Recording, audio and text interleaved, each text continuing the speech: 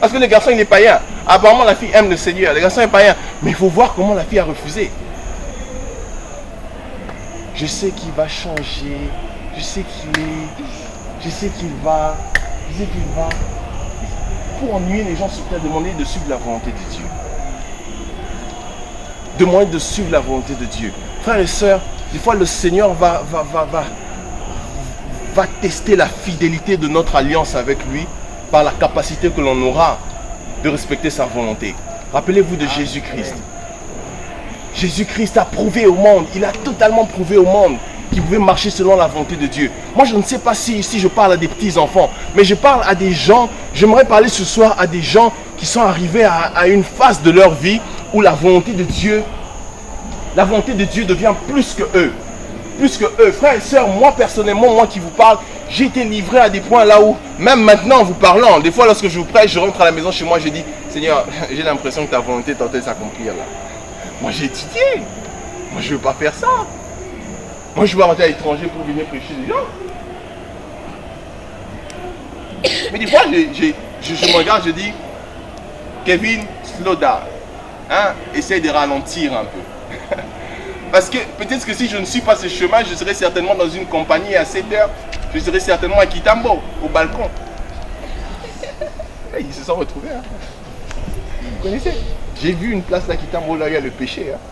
Le péché qui n'a pas de nom. C'est une nouvelle place au-dessus. Vous avez vu ça? Là sont les frères au-dessus. Là. Il y a le péché là-bas. J'ai l'impression que les gens se croient des gens en enfer. Parce que c'est ça les collègues du boulot. Quand vous terminez le boulot, ils vous emmènent là-bas. Frères et sœurs, la volonté de Dieu est importante. La volonté de Dieu fera en sorte que Dieu devienne votre priorité. La volonté de Dieu fera en sorte que vous n'aurez aucune convoitise. Si vous lisez l'histoire de Jésus-Christ, Jésus-Christ parle, il s'entretient avec une femme samaritaine. Suivez-moi attentivement, frères et sœurs. Il s'entretient avec une femme. Pendant longtemps, il parle avec une femme, Les disciples ne sont pas là. Après avoir converti cette femme, il se retrouve en face de ses disciples. Ses disciples viennent comme bien rassasiés là. Certainement qu'ils avaient déjà mangé. Lisez attentivement Jean 4. Faites une étude approfondie de Jean 4. C'est comme si les enfants disaient, les disciples reviennent après la conversation. Vous savez, ça vous est déjà arrivé d'être entouré des amis et puis d'être en face d'une sœur dont vos amis savent que vous êtes en train de bétaler balai. Et puis ils vous laissent. Ils partent faire un tour parce qu'ils vous laissent parce qu'ils savent que c'est le moment d'intimité. Ça vous est déjà arrivé? Même être avec les copines, vous êtes avec vos copines et votre copain vient et puis elle commence à faire semblant, elle se laisse pour vous laisser ensemble. C'est un peu ce qu'on fait à Jésus-Christ. Jésus-Christ, c'est... Deux personnes vont se lever. Essaye de te lever rapidement. Oui, si tu vas te lever aussi rapidement. Deux personnes vont se lever rapidement. Jésus-Christ se met en face. Il est avec ses disciples. Alors la femme samaritaine arrive. Lorsque la femme samaritaine arrive, pendant un moment, supposez qu'il est une femme, mais bon, une femme ne peut pas avoir un début de calvitie comme ça. Avant qu'elle ait le sida.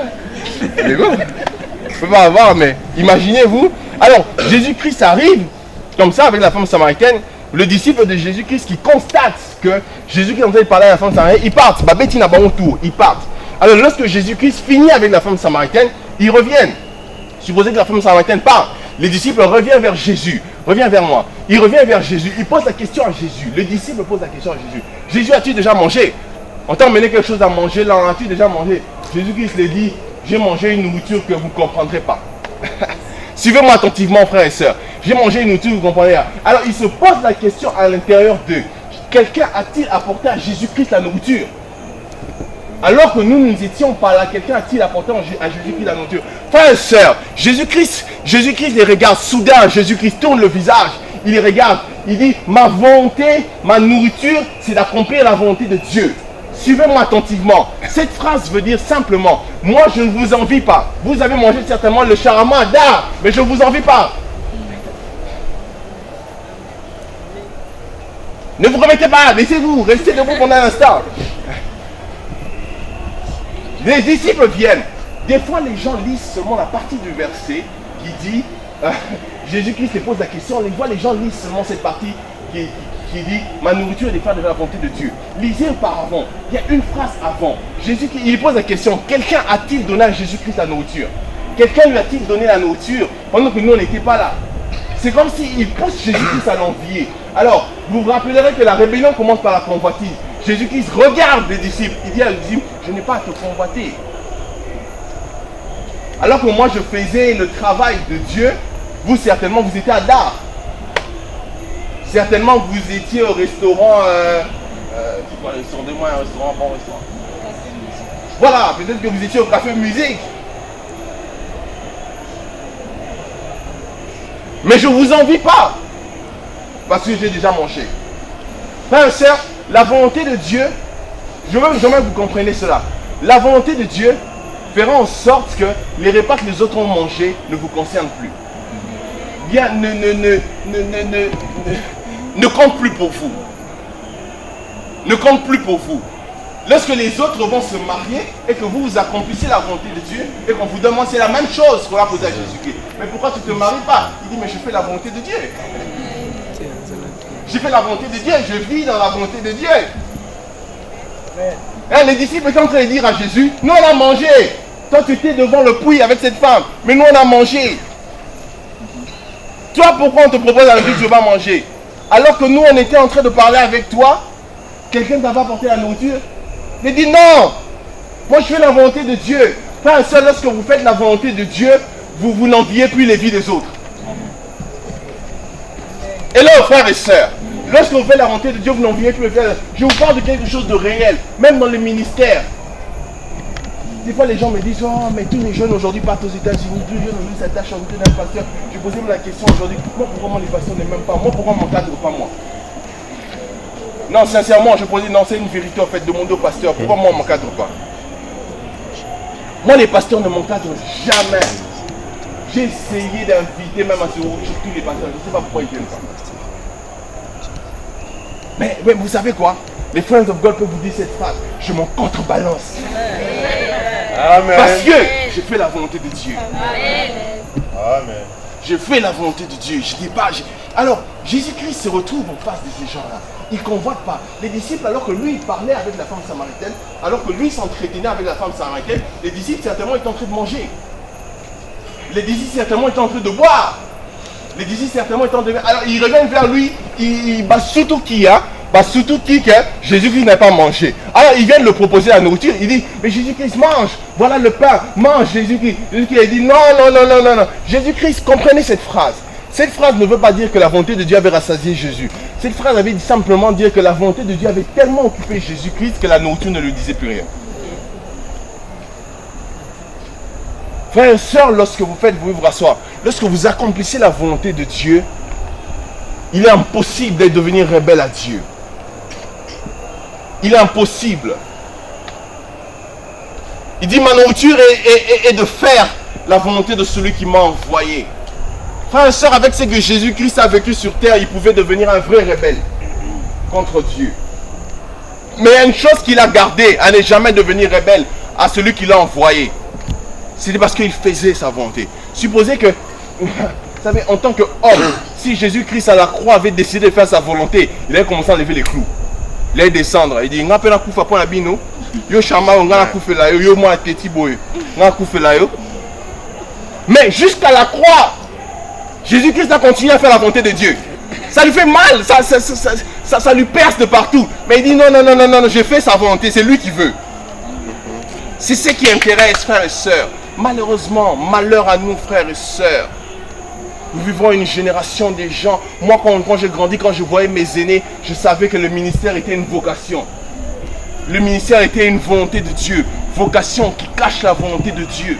Mais aujourd'hui, malheureusement, le ministère est devenu les sciences théologiques. Le ministère est devenu je ne sais pas quoi. Mais comment faire la volonté de Dieu? C'est la bonne question. On va lire 2 versets pendant quelques minutes. 2 versets.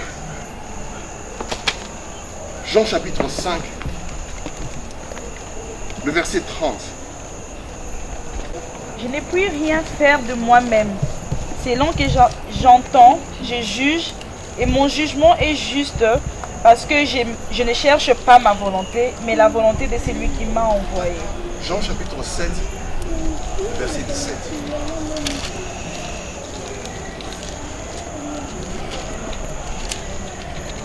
Jean 7, 17. Si quelqu'un veut faire sa volonté, il connaîtra si ma doctrine est de Dieu.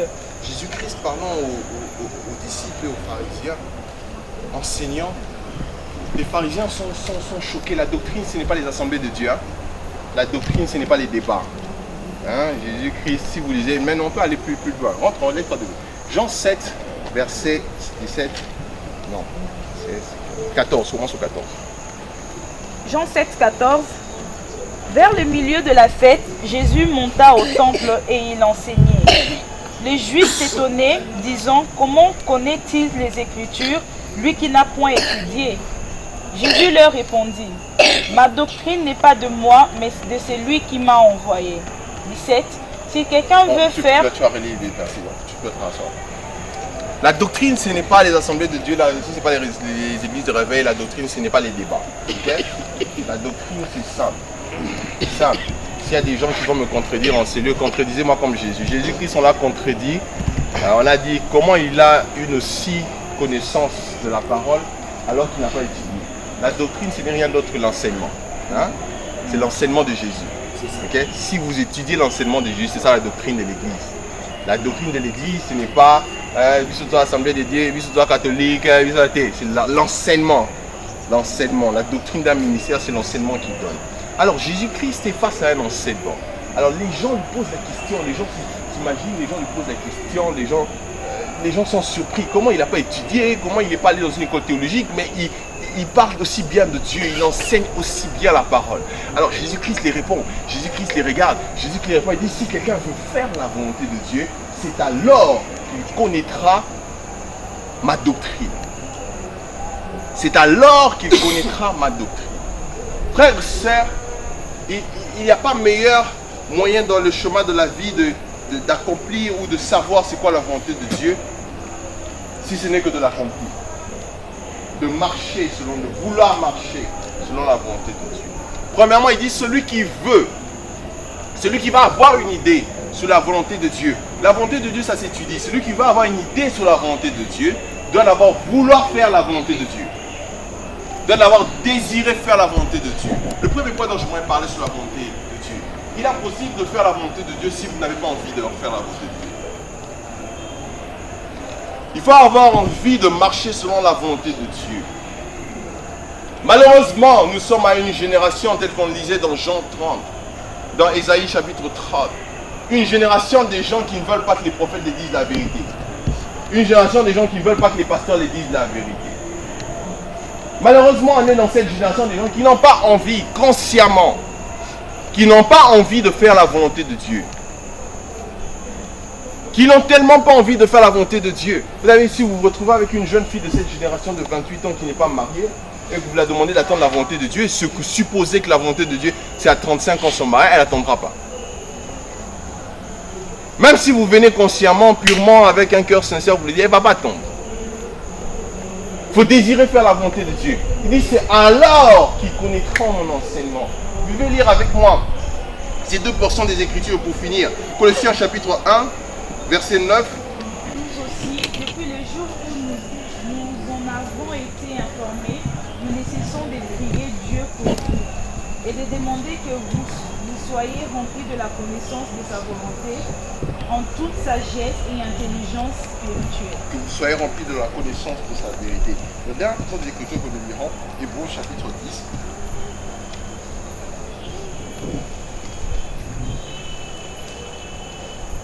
Du 7e verset au 10e verset. Hébreux 10, 7 à 10. Alors j'ai dit, voici je viens. Dans le rouleau du livre, il est question de moi, pour faire, ô Dieu, ta volonté. Pour faire, ô Dieu, ta volonté. Après avoir dit d'abord, tu n'as voulu et tu n'as agréé ni sacrifice ni offrande, ni holocauste, ni sacrifice. Non, tu peux t'arrêter là pour un instant. Tu peux t'arrêter là, assis-toi pour un instant. L'auteur de Hébreux, les gens supposent que c'est l'apôtre Paul. Hein? L'auteur de Hébreux n'est pas connu. C'est un inconnu jusque-là. Bon, il ne sera pas connu jusqu'à Dieu, jusqu'à ce qu'on aille au ciel. Mais la manière d'écrire, les gens supposent que c'est l'apôtre Paul. Cet auteur parle de quelque chose d'extraordinaire. Il parle de Dieu, il parle de livre. Il parle de la parole, il dit, Jésus-Christ parlant, il dit, pour celui qui veut connaître ma volonté, celui qui veut connaître, qui veut faire ma volonté, c'est alors qu'il connaîtra ma doctrine, qu'il connaîtra alors mon enseignement. Frères et sœurs, il est impossible de faire la volonté de Dieu si vous n'entrez pas vous-même à l'intérieur de la parole de Dieu et que vous comprenez l'enseignement de Dieu. L'enseignement de Dieu, ce n'est pas les livres, les histoires de vos pasteurs que vos pasteurs ont ou bien que vos daddies ont. Non, frères et sœurs, l'enseignement de Jésus-Christ, la vraie doctrine, c'est la parole de Dieu. Jean 1 dit, je suis la parole, il est la parole lui-même. Il dit, si vous voulez faire ma volonté, alors vous connaîtrez mon enseignement. Il parle plus loin. Il parle plus loin pour nous dire ce que je prie. L'apôtre Paul parle, il dit c'est ce que je désire, ce que je prie, c'est que vous ayez une connaissance de la volonté de Dieu. Frères et sœurs, la connaissance cache toujours la volonté de Dieu. La connaissance, moi j'ai souvent dit la connaissance et la volonté de Dieu sont jumeaux, sont jumelles, comme vous voulez en français. Sont très proches. Sont très proches. Il y a des gens qui cherchent la volonté de Dieu, par exemple pour le mariage, mais qui n'ont aucune notion de ce que Dieu dit sur le mariage bibliquement. Il est impossible de connaître la volonté de Dieu. Il est impossible de connaître la volonté de Dieu. Il y a des gens qui savent qu'est-ce que les types là sur Facebook disent sur le mariage. Qu'est-ce que Dieu? C'est quoi le but du mariage bibliquement parlant? C'est alors que lorsque tu connais le but du mariage bibliquement parlant et que tu seras en face du choix du mariage, que tu sauras comment choisir. Alors, cet auteur dit quelque chose, il dit, lorsque je suis entré dans la parole de Dieu, lorsque je suis entré dans le rouleau, j'ai ouvert les rouleaux du livre, je suis entré à l'intérieur, j'ai découvert alors que c'était de moi qu'on parlait. C'était de moi qu'on parlait. Frères et sœurs, la question que tu as dans ton cœur, écoutez-moi attentivement, la question que tu as dans ton cœur concernant la volonté de Dieu, cherchant la volonté de Dieu pour ton travail, que sais-je, pour ta famille, que sais-je, certainement tout le monde a cette question dans son cœur où il cherche à connaître la volonté de Dieu. Frères et sœurs, la réponse à cette question ne se trouve rien d'autre que dans le rouleau. Il faut y entrer à l'intérieur pour se rendre compte qu'on parlait de toi. Que c'était de toi qu'on parlait. Lisez attentivement ce verset. Hébreux chapitre 10. Hébreux chapitre 10. Le verset 7. Il dit, alors vous pouvez commencer à lire à partir du premier verset. L'auteur dit, alors je dis, je viens. Dans le rouleau, on met entre parenthèses, dans le rouleau du livre, il est question de moi pour faire la volonté de Dieu. C'est comme si Akamwe, hein? C'est comme si Akamwe il dit, oh, lorsque j'ai lu la Bible, j'ai compris qu'il était question de moi pour faire la volonté de Dieu. Frères et sœurs, la parole de Dieu n'est pas là pour nous remplir d'une connaissance biblique ou théologique. C'est pour nous aider à faire la volonté de Dieu sur terre. Hello, frères et sœurs. La parole de Dieu nous aide à faire la volonté de Dieu sur terre. Il dit, c'est entrant dans ce rouleau que je suis rentré, qu'il était question de moi pour faire la volonté de Dieu. On lit ensemble. Baissez. On finit par là. Baissons, verset 8. Après avoir dit, tu n'as pas voulu, tu n'as pas agréé ni sacrifice, ni offrande, ni holocauste, ni sacrifice pour les péchés, ceux qu'on offert selon la loi. Il dit ensuite, voici je viens pour faire encore la volonté. Il dit, il supprime ainsi la première des choses pour établir la seconde. J'aime le verset 10, oh Seigneur, Dieu est tellement bon. Dieu est tellement bon. Lisez ce verset. Verset 10, il dit, c'est en vertu de cette volonté que nous sommes sanctifiés. C'est en vertu de cette volonté que nous ne commettons pas de péché. Autrement dit, si tu ne connais pas la volonté de Dieu, tu vivras le contraire de la sanctification. Il dit c'est en vertu. Frères et sœurs, ce qui tue notre génération aujourd'hui, c'est le manque de volonté de Dieu. Il y a des gens qui partent même à l'université. Dieu les envoie. La volonté de Dieu, c'est que tu passes, que tu étudies par exemple au campus. Mais toi, tellement que tu aimes l'UPC et que tu veux t'habiller en Kangadjadi, tu pars à l'UPC. Tu feras du péché tous les jours. Il dit c'est en vertu. Non. J'aimerais qu'on lise ce verset encore. Est-ce qu'on peut le lire ensemble? Ce verset me fait du bien. Le verset 10. Est-ce qu'on peut le lire ensemble? 1, 2, 3. 1, 2, 3, on y va.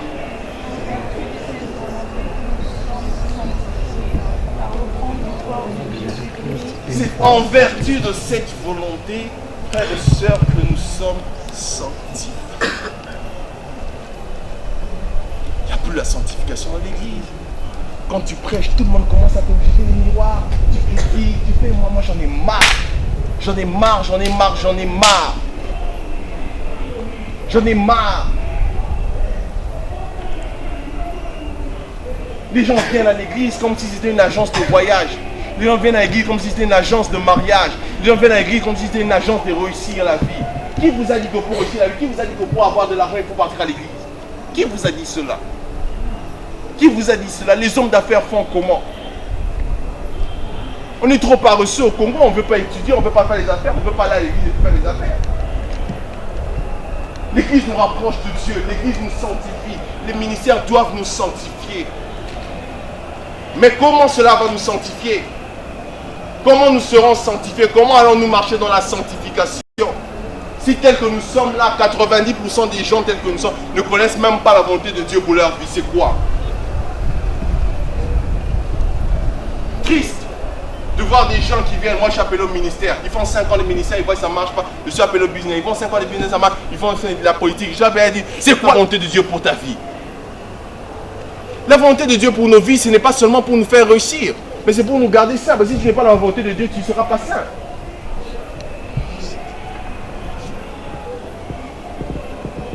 Demandez aux hommes mariés, ils vous diront. Ceux qui sont mariés dans des mariages où ils savent que leur mariage n'est pas la volonté de Dieu, ils vous diront. S'ils vous disent qu'ils sont mariés dans un mariage, ce n'est pas la volonté de Dieu, mais ils sont fidèles, ils sont des menteurs. Ce sont des très bons cachotiers alors. Ils vous diront. Vous savez, même papa Joël qui est là, je te remercie, il est venu avec son épouse. Papa Joël qui est là, il peut vous raconter. C'est le seul homme de Dieu à qui je parle. Je peux dire, je peux me demander, il peut... Papa Joël qui est là, il peut vous dire. Vous avez une relation amoureuse par exemple, comme celle-là, ils sont mariés, pas vous, hein, ils sont mariés. Ils peuvent vivre des hauts et des bas.